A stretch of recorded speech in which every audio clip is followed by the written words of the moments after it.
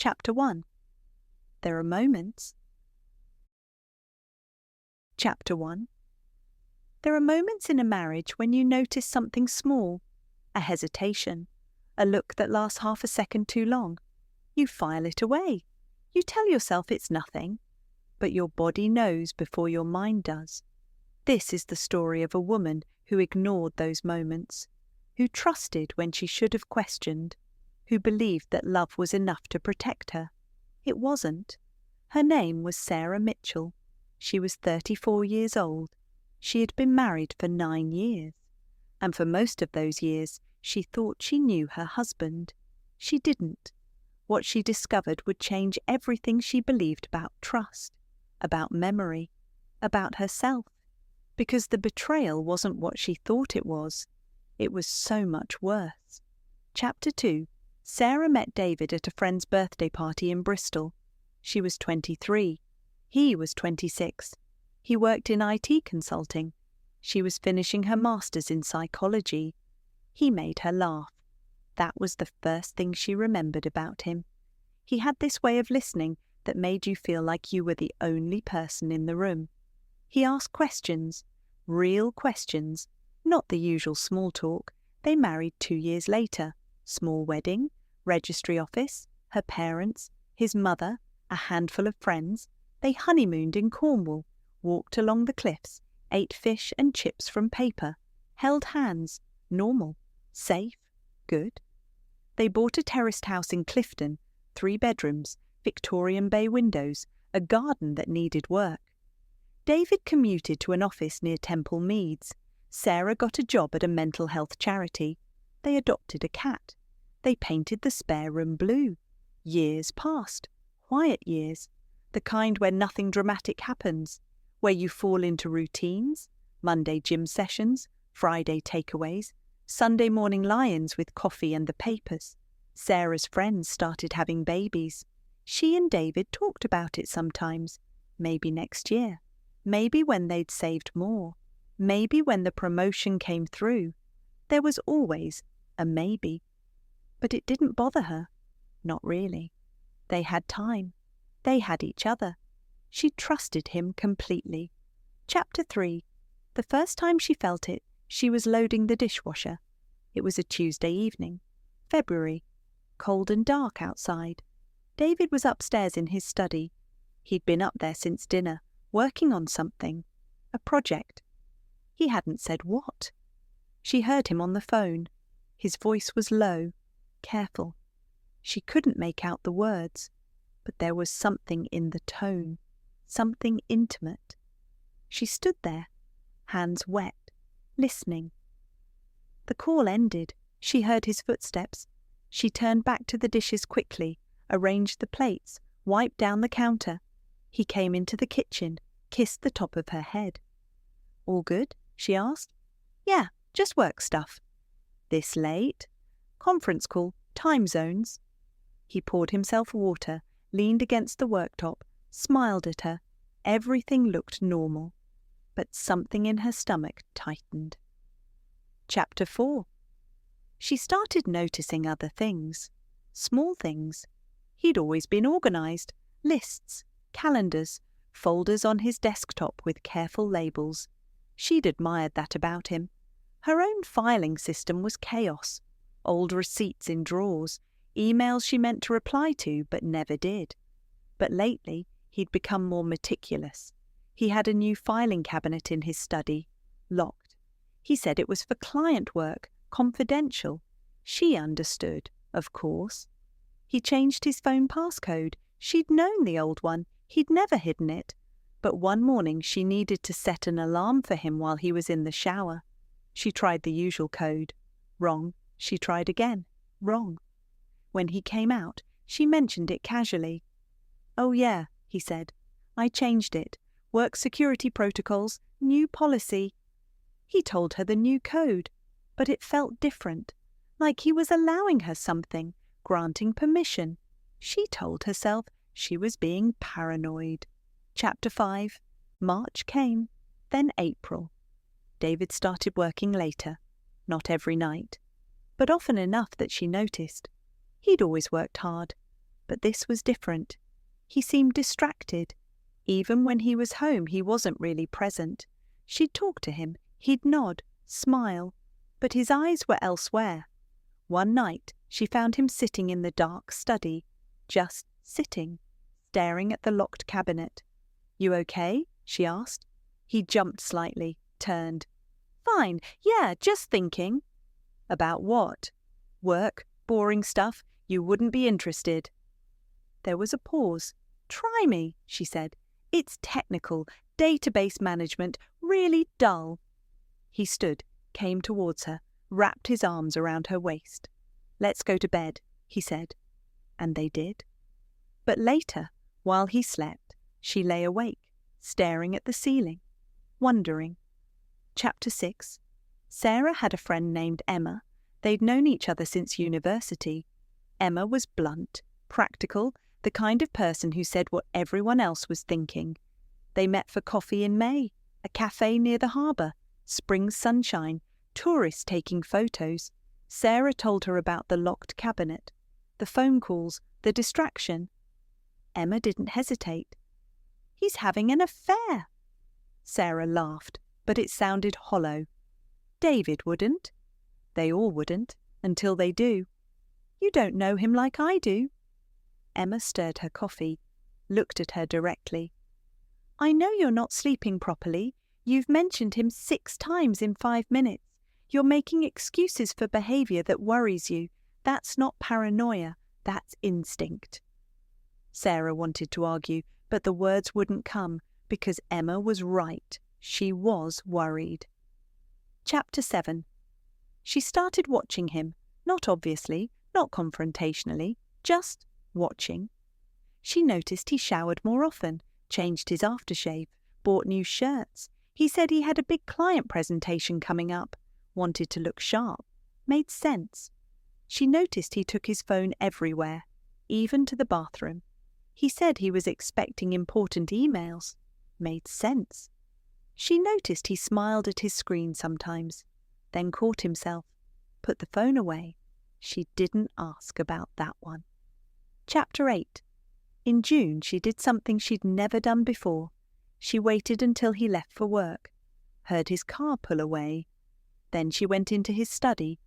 The filing cabinet was locked, obviously, but maybe there was something else, something she'd missed. She looked through the desk drawers, bills, stationery, old phone chargers. She opened his laptop. He'd left it on, just sleeping. The screen woke, password protected. She tried his usual passwords, the ones she knew from years ago. None worked. She tried their anniversary. No. Her birthday. No. His mother's name. No. She sat there, hands shaking slightly, closed the laptop, left the study, felt sick. Chapter 9. That evening she was quiet over dinner. David noticed. "You okay? Tired? Long day? Want to talk about it?" "Not really." He reached across the table, took her hand. "You know you can tell me anything, right?" She looked at him, his face open, concerned. "I know," she said, but she didn't believe it any more. Chapter 10. 2 weeks later, she found the receipt. It was in his jacket pocket. She was taking clothes to the dry cleaners. Checked the pockets first. Force of habit. A dinner receipt. The Ivy Clifton Brasserie. Last Thursday. 2 mains, 2 glasses of wine, dessert, £87.50. She remembered last Thursday. David had said he was working late, grabbed something at his desk. She stood in the hallway, holding the receipt. Her hands weren't shaking this time. She felt cold, clear. She put the receipt back carefully, exactly as she'd found it. Took the jacket to the cleaners. Didn't mention it. Chapter 11. She became methodical, started keeping track. Wrote things down in a notebook she kept at the bottom of her underwear drawer. Dates he said he was working late. Phone calls he took in another room. Times he seemed distracted. New clothes, new habits. She didn't confront him. Not yet. She needed to know for certain. Emma had given her the name of a private investigator. Sarah had laughed at the time, said it was too dramatic, 2 American TV show, but she kept the card. Now she took it out, looked at it, typed the number into her phone, stared at it, put the phone down. Not yet. Chapter 12. In July, David told her he had a conference. Edinburgh, 3 days, client workshop. She nodded, asked normal questions. Where was he staying? What was the agenda? He answered easily, showed her the details on his phone. Hotel confirmation. Schedule. It looked legitimate. I'll miss you, he said. I'll miss you too. He kissed her goodbye on Thursday morning, suitcase in hand, smiled. I'll call you tonight. Drive safe. He left. She waited 20 minutes. Then she called the hotel. Hi, I need to get a message to my husband, David Mitchell. He's checking in today. A pause. Keyboard sounds. I'm sorry, we don't have a reservation under that name. Can you check again? Mitchell. I've checked. No reservation. Maybe it's under his company name? Vertex Consulting? I can check. No, nothing. Okay, thank you. She hung up, sat on the bed. He'd lied. Chapter 13. She didn't sleep that night, lay in the empty bed, stared at the dark. Her phone lit up. Text from David, just checked in, knackered from the drive, going to grab food and have an early night. Love you. She read it 3 times, didn't reply immediately, waited an hour, glad you arrived safe. Love you too. X. She put the phone face down, closed her eyes, felt nothing. Chapter 14. When David came home on Sunday, she was waiting. Not dramatically. She wasn't standing in the hallway with arms crossed. She was in the kitchen, making coffee. Normal. He came in, dropped his bag, hugged her from behind. Missed you, he said. How was it? Exhausting. Good sessions, though. Productive. Where did you have dinner? A tiny pause. So small she almost missed it. Hotel restaurant mostly. One night we went to a pub someone recommended. Can't remember the name. She poured milk into her coffee. Did you keep the receipt? What? She turned, looked at him. The receipts for expenses. Oh, yeah, they're in my bag. Why? Just curious. You said the food was good. He laughed, relaxed. Right, yeah. I mean, it was fine. Hotel food, you know? She smiled. I'm going to have a bath, she said. Left him in the kitchen, locked the bathroom door, sat on the edge of the tub. Shaking. Chapter 15. The next day, while David was at work, she called the private investigator. His name was Graham. He sounded kind, patient. She explained the lies, the changed behaviour, the Edinburgh trip that wasn't. How long has this been going on? Graham asked. Few months, maybe longer, I don't know any more. Do you want to know the truth? Yes. Even if it's not what you're expecting? She didn't understand the question then. Yes, she said. All right, I'll need some details, photos, his routines, where he works, car registration, that sort of thing. She provided everything, felt simultaneously guilty and relieved. I'll start this week, Graham said. I'll call you when I have something. How long will it take? Depends. Could be days, could be weeks. Try to act normally. I will. Mrs. Mitchell? Yes. Whatever I find, you'll cope. People always think they won't, but they do. She thanked him, hung up, wondered if that was true. Chapter 16. For 2 weeks nothing happened. David went to work, came home, they ate dinner, watched television, went through the motions. She was good at pretending, better than she'd thought. Sometimes she caught him looking at her strangely, like he was trying to work something out. You seem different, he said one evening. Different how? I don't know. Distant. She laughed, actual laugh. I'm fine, just stressed with work. Want to talk about it? Not really. He didn't push. Later in bed, he reached for her. She let him, closed her eyes, thought about locked filing cabinets. Chapter 17. Graham called on a Wednesday afternoon, Sarah was at work. She stepped outside, found a quiet spot near the bins. "I've got something," Graham said. Her heart hammered. "Tell me." "He is seeing someone, woman named Claire, works at the same company. They've been meeting regularly. Lunches, one overnight stay last week. Not Edinburgh, though, a hotel in Bath." Sarah leaned against the wall. "Are you sure?" "I've got photos, timestamps, restaurant receipts, bank statements showing hotel charges. It's solid." "Okay. There's something else." "What?" "This is going to sound strange, but I've been tracking his movements, and there's a pattern.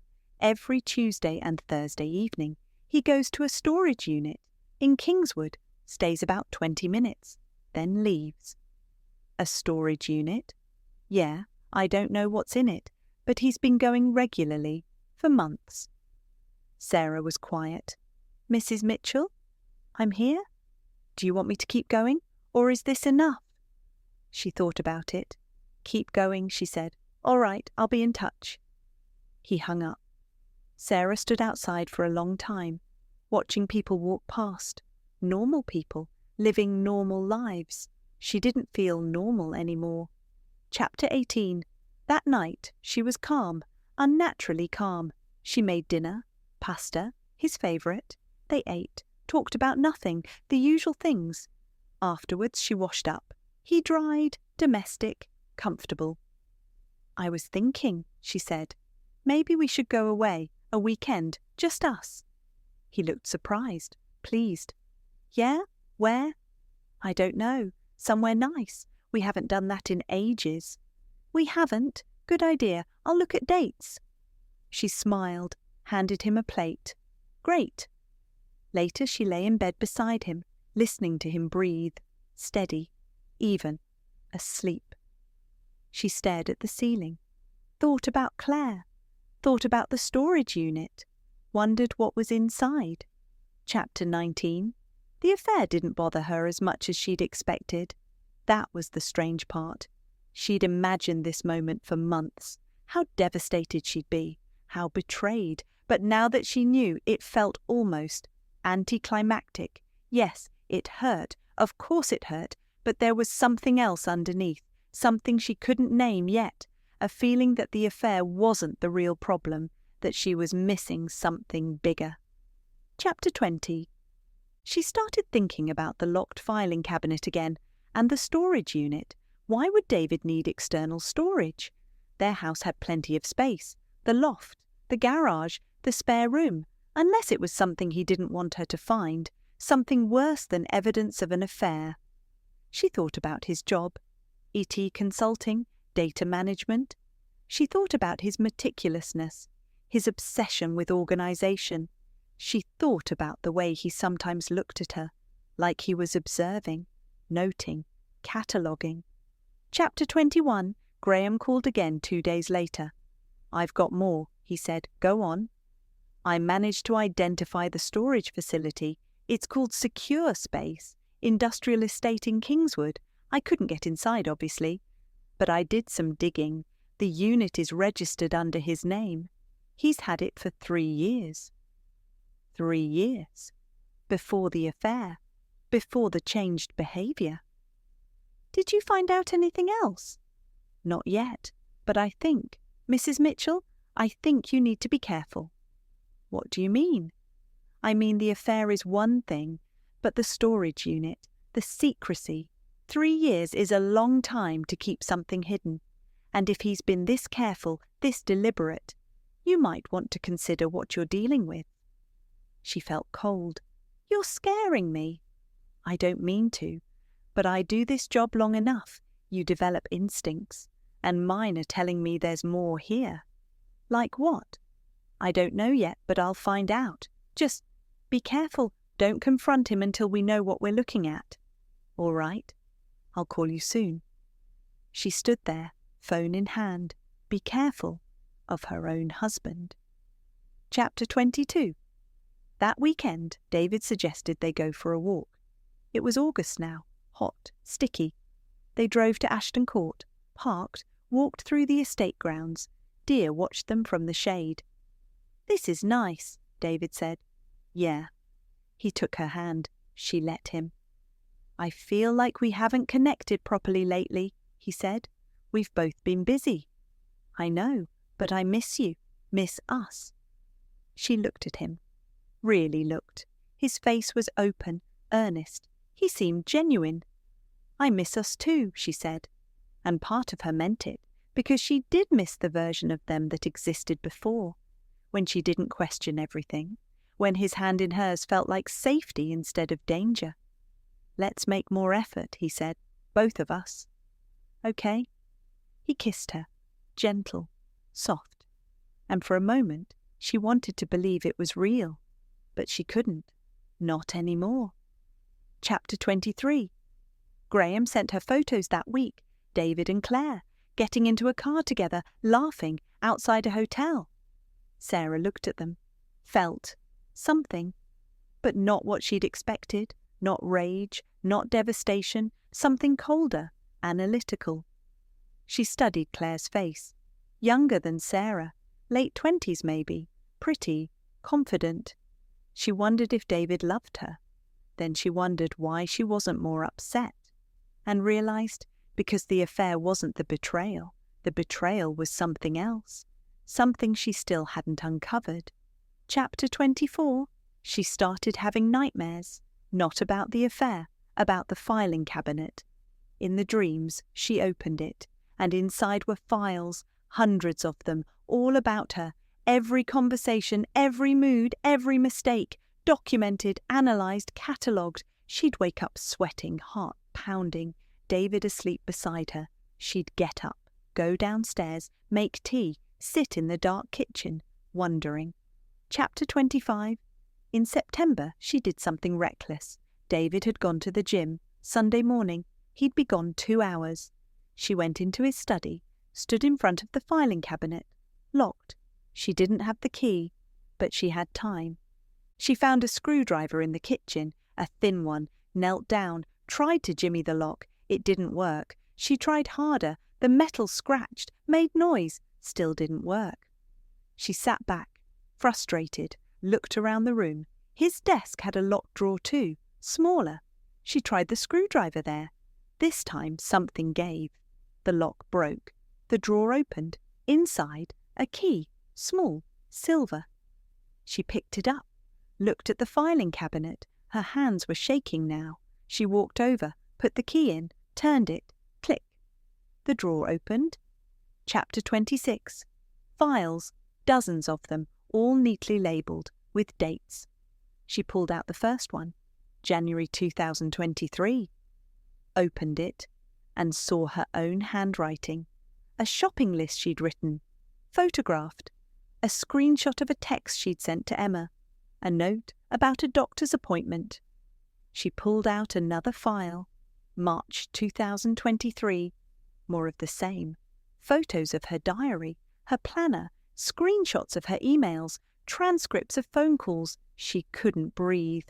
She pulled out more files, month after month, years of documentation, every argument they'd had, transcribed, every mood swing, noted, times she'd forgotten things, highlighted, instances where she'd been irrational, circled, a list titled Concerning Behaviours, another titled Memory Inconsistencies, another Emotional Instability Indicators. She sat on the floor, files spread around her, staring. Chapter 27. There was more. A folder labelled Medical Documentation. Inside, printouts of mental health resources, symptoms of various conditions, anxiety, depression, bipolar disorder, borderline personality disorder. Pages had been annotated, notes in David's handwriting. Fits profile. Could argue this. Need more evidence. Evidence of what? Another folder. Legal considerations. Printouts about mental capacity, sectioning procedures, power of attorney, guardianship. Her vision blurred. She felt sick. There was a timeline, printed, detailed, tracking her moods over 3 years. Good days marked in green, bad days marked in red.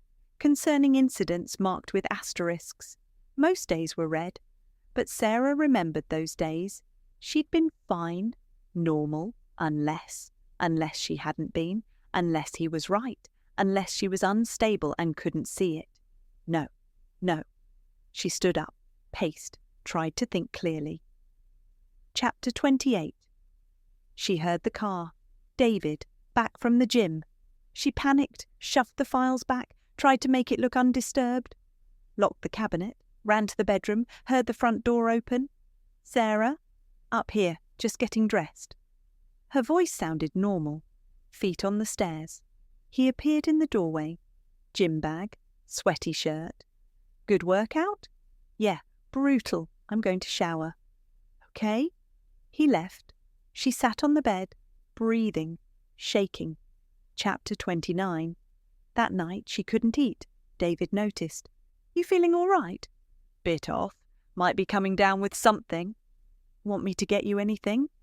"No, I'm fine." He watched her. That look again. Observing, noting. She wondered what he'd write in his file tonight. Subject appeared unwell, declined food, seemed agitated. She excused herself, went to bed early, lay in the dark, tried to make sense of it. Chapter 30.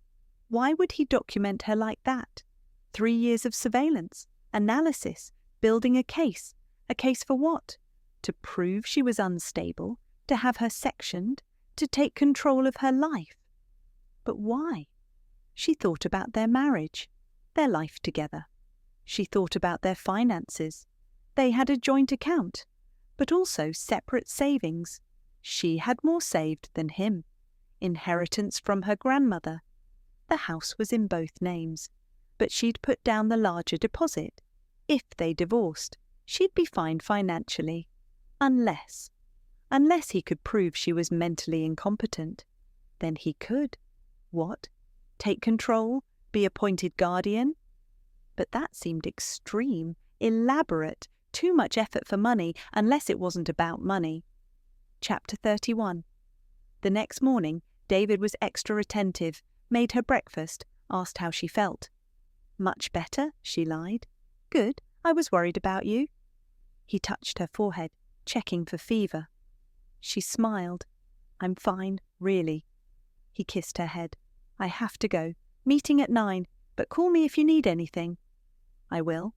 He left. She waited, then called Graham. "I need to meet you," she said. "Today." Chapter 32. They met at a cafe in Bedminster. Out of the way, unlikely David would see them. She brought photos. She'd taken pictures of some files with her phone, quickly, while David was showering. Graham looked through them. His expression darkened. "Christ," he said softly. "What is this?" Sarah asked. "What's he doing?" Graham was quiet for a moment. "He's building a case to prove you're mentally unwell. If I had to guess, he's planning to divorce you, and he wants to make sure he's positioned as the stable, concerned spouse, while you're positioned as irrational, unpredictable, maybe even dangerous." "But why? We'd just split assets. It's not complicated." "Unless he wants more, or unless there's something he needs to hide, something that would come out in a normal divorce." "Like the affair?" "Maybe, or something else. Financial issues, legal problems, I don't know. But men don't do this level of documentation without a reason." Sarah felt numb. "What do I do?" "You document him right back. You secure your own evidence. You get your ducks in a row, and you don't let on that you know." "For how long?" "Until you're ready to leave, or until you have enough to protect yourself." "I don't know if I can do this. Pretend everything's normal." Graham leaned forward. "Mrs. Mitchell, Sarah, if even half of what's in those files is fabricated or exaggerated, he's been gaslighting you for years, making you doubt yourself. That's abuse, and you need to be very, very careful." She nodded, tried not to cry, failed. Chapter 33. She went home, made dinner, acted normal. David arrived late, apologetic. "Sorry, client crisis, had to stay." That's fine. She served him food. They ate. She asked about his day. He answered. She told a story about work. Made him laugh. All the while thinking, you've been documenting me, analysing me, planning something, and I'm sitting here serving you dinner. The absurdity of it. The horror. Chapter 34. Over the next month, she became a detective. Started her own file. Documented his behaviour, his lies, the affair, copied bank statements, found receipts, tracked his movements, the storage unit. She needed to know what was in there. She asked Graham if he could find out. I can try, he said, but it's risky. If he finds out we're on to him. I need to know. All right, give me some time. Chapter 35. In October, something shifted. David became more intense, more attentive, almost smothering. He'd text her throughout the day. How are you feeling? Did you remember your meeting? Make sure you eat something. On the surface, caring. But it felt like surveillance. One evening, she snapped, I'm fine, David. You don't need to check on me constantly. He looked hurt. I'm just worried about you. You've seemed off lately. I'm not off. I'm perfectly fine. Are you sure? Because you've been forgetting things, little things, and you seem stressed. Everyone forgets things. I know, I want to make sure you're okay. She softened deliberately. I appreciate it. I do, but I'm okay, really. He smiled. Okay, I trust you. But she saw it, the flicker in his eyes. He was noting this conversation. Another entry for his file. Subject became defensive when care was offered, denied any problems, possible lack of insight. Chapter 36. Graham called in early November.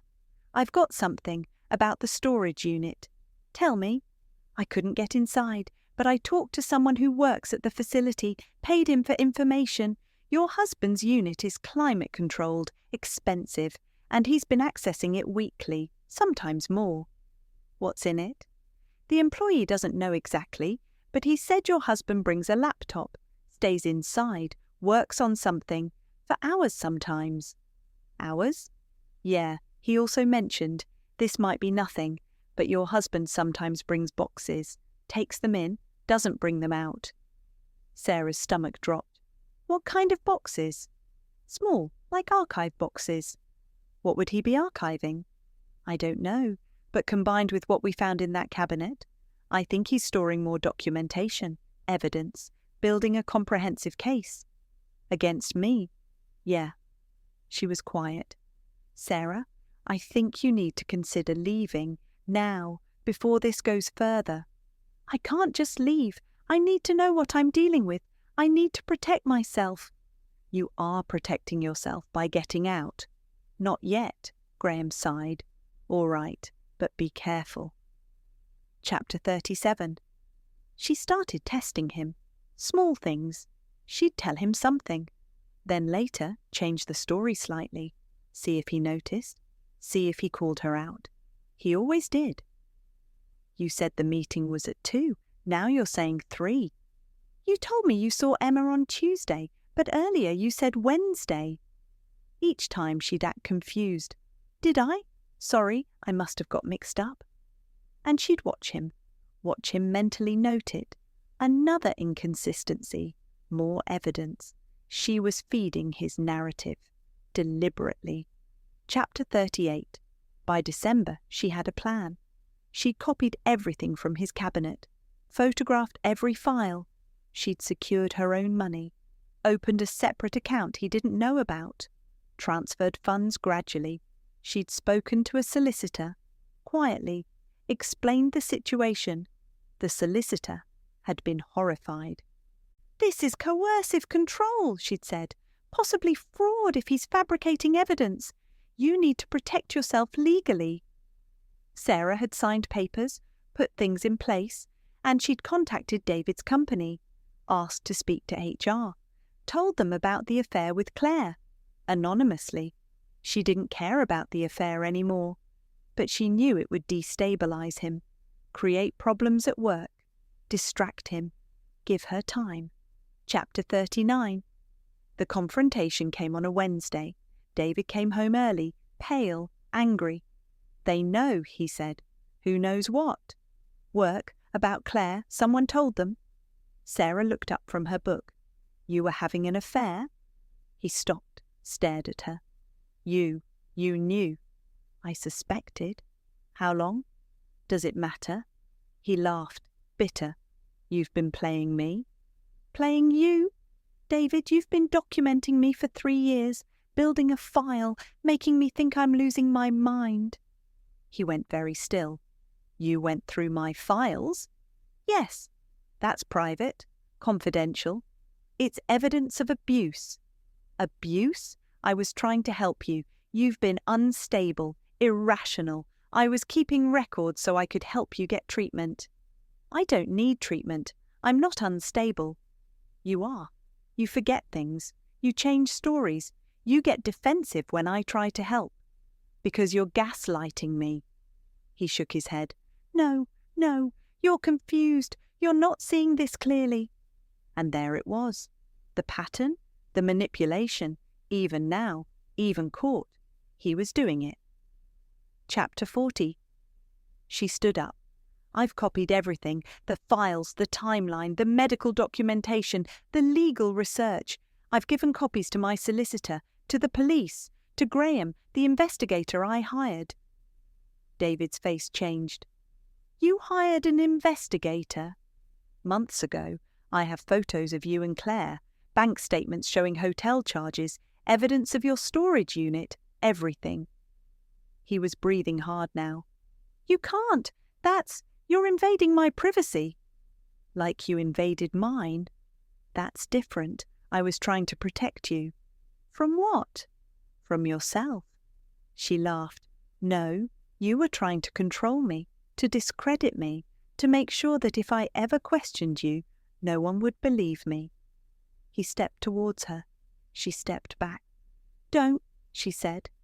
He stopped. "Sarah, let's talk about this rationally." "I'm done talking." "Where will you go?" "Away from you." "You need me. You can't manage on your own."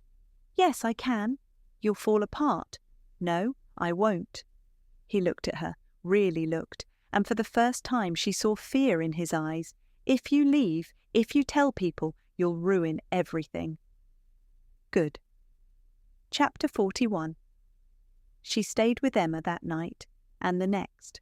Her solicitor filed for divorce. She also filed for a non-molestation order.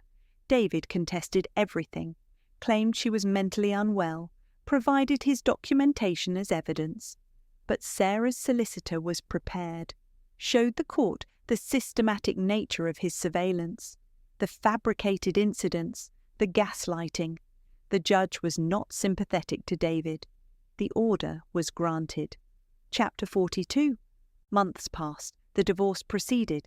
David fought hard, but the evidence against him was damning. His company had fired him over the affair, breach of conduct. He'd lost credibility. Sarah got the house, most of the assets. He got limited access to anything. She changed the locks, painted the walls, threw out the filing cabinet, started therapy, tried to rebuild. Chapter 43. But the nightmares didn't stop. She'd wake up thinking he was in the house, watching, documenting. She'd checked the locks 3 times before bed, stopped posting on social media, worried he was tracking her somehow. Emma said she was being paranoid, but Sarah knew paranoia, real paranoia, the kind that comes from being systematically manipulated for years. Chapter 44. In March, she received a letter from a woman she didn't know, named Jennifer. The letter was short. "I saw your name in a legal filing. I had to reach out. David did the same thing to me. Years ago. Different city. Same pattern. Files. Documentation. Gaslighting. I left. He threatened me. Said no one would believe me. I'm so glad you got out. I'm so glad you fought. But please be careful, because he did this before me too. There are others, and he's still out there." Sarah sat with the letter, read it again. Others. Chapter 45. She contacted Jennifer. They met. Jennifer showed her files, her own evidence, different woman, different relationship, identical pattern.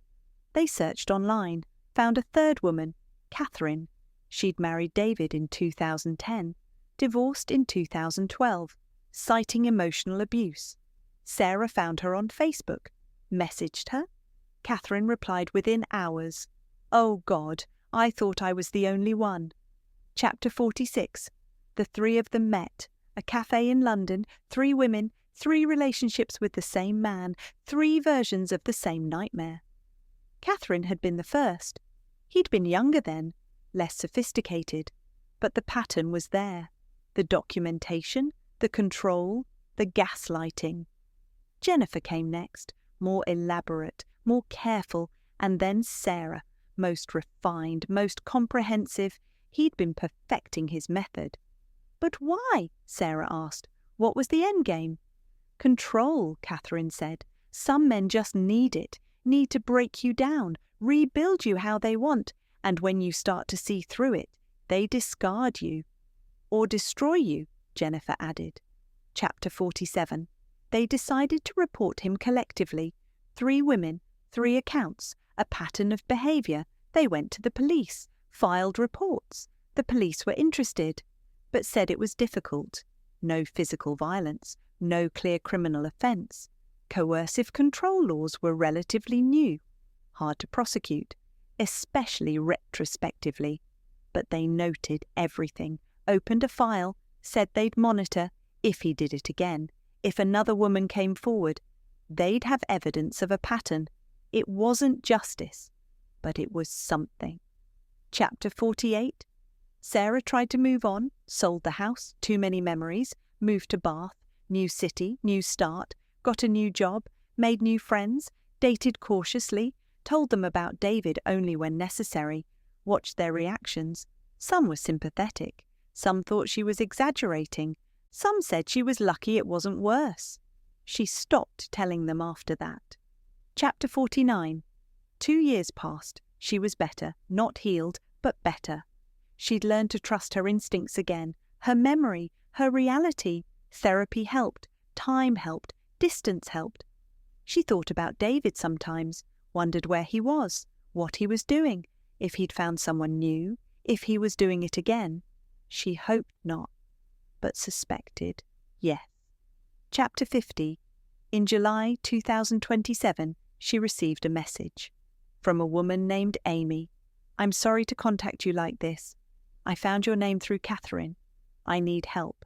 I'm in a relationship with a man named David Mitchell, and I think something's wrong. I found files about me, documents, years of them. I don't know what to do. Catherine said you'd understand. Please, can we talk?" Sarah stared at the message, felt sick. He'd done it again. Chapter 51. She called Catherine, then Jennifer. They all spoke to Amy, told her everything, helped her gather evidence, helped her leave safely, reported it to the police. 4 women now, 4 accounts, same pattern. The police took it more seriously this time, opened an investigation, interviewed David. He denied everything, said the women were colluding, that they were bitter exes, that he was the victim. Chapter 52. The investigation is ongoing. David hasn't been charged, probably won't be. The law isn't built for this kind of abuse yet, but his name is out there now, online, whisper networks, women warning each other. Sarah doesn't know if it's enough, but it's something. Chapter 53. She thinks about trust sometimes, how easily it can be weaponized, how loving someone can make you vulnerable to their cruelty, how you can live with someone for years and not really know them, not know what they're capable of, not know what they're doing in locked rooms, behind closed files, in storage units you didn't know existed. Chapter 54. She still has nightmares, not as often, but they come. Dreams where she opens a drawer and finds files about her current life, files she didn't know about, evidence she's being watched, documented, analysed. She wakes up, checks her phone, checks her laptop, checks the locks, reminds herself she's safe, mostly believes it. Chapter 55. Last month she got another message from a woman she didn't know, a woman who'd seen the warnings online, who'd been dating someone who seemed perfect at first, attentive, organized, caring, but then started taking notes, asking probing questions about her memory, her mood, her mental health history. The woman had run, wanted to say thank you for the warning, for speaking up. Sarah read the message, felt relief. One woman saved. How many more were out there? How many hadn't been warned? Chapter 56. David is still out there, working, living, probably planning. The police can't stop him. The law can't touch him. He's too careful, too clever. He knows the system, knows how to stay just inside the boundaries, how to abuse without leaving bruises, how to destroy without breaking laws, and he's learned. Each relationship he gets better, more refined, more careful. Chapter 57. Sarah wonders sometimes what the endgame was, what he was building towards. Complete control, financial gain, psychological domination, or was it the process itself, the documentation, the surveillance, the slow erosion of someone's sense of reality? Was that the point? She doesn't know. She'll probably never know. Chapter 58. She's writing this down, all of it, not for closure. There is no closure, but as a record, as a warning, as evidence that this happens, that men like David exist, that they're not obvious villains, they're husbands, partners, colleagues, they're charming, thoughtful, careful, until they're not. Chapter 59. If you're reading this, if something feels wrong, trust it. If someone is documenting you, monitoring you, making you question your reality, it's not love, it's not care, it's control, and you need to leave. Document them back, get evidence, get help, get out, before it's too late, before you can't tell what's real anymore, before you start believing their version of you. Chapter 60. Sarah is safe now, or as safe as she can be. She's rebuilt her life, her sense of self, her trust in her own mind. But she's vigilant, always watching, always checking, because she knows now, she knows what people are capable of, what they'll do in secret, what they'll build in locked cabinets and storage units, what they'll take from you if you let them, and she'll never let anyone take that much again. But David is still out there, still watching someone, still building files, still planning. And somewhere a woman is beginning to notice small things, a hesitation, a locked drawer, a feeling that something's wrong. She doesn't know what yet, but her body knows. And if she's lucky, if she's careful, if she trusts herself, she'll get out before it's too late, before she becomes another file, another entry, another woman who learned too late that the person she trusted most was the one destroying her from the inside. But some aren't lucky. Some don't get out.